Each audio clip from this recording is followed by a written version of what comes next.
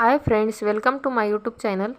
आज मी तुम्हाला दाखवणार आहे अधिक मासामध्ये केले जाणारे पुरणाचे धोंडे।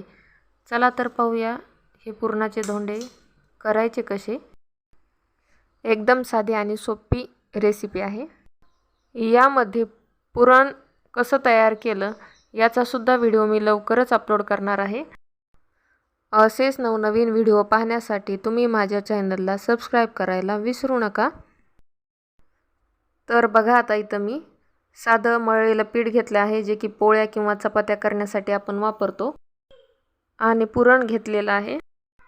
आता मी याचा छोटासा गोळा घेणार आहे। पिठात घोळून याला मी व्यवस्थित अशी वाटी तयार करणार आहे, जशी आपण मोदक तयार करायला करतो त्याच पद्धतीने। आणि त्याच्यामध्ये जेवढं पीठ घेतलं तेवढ्याच प्रमाणात मी पुरण घालणार आहे आणि त्याचा मोदक तयार करून घेणार आहे।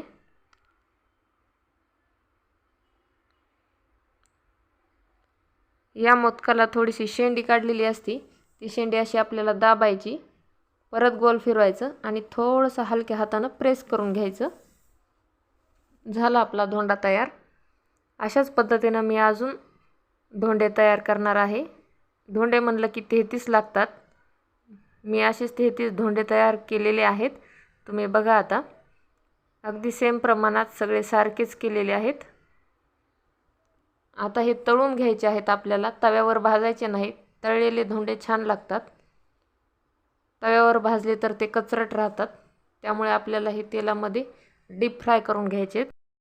गॅसची फ्लेम मीडियम ठेवायची आहे।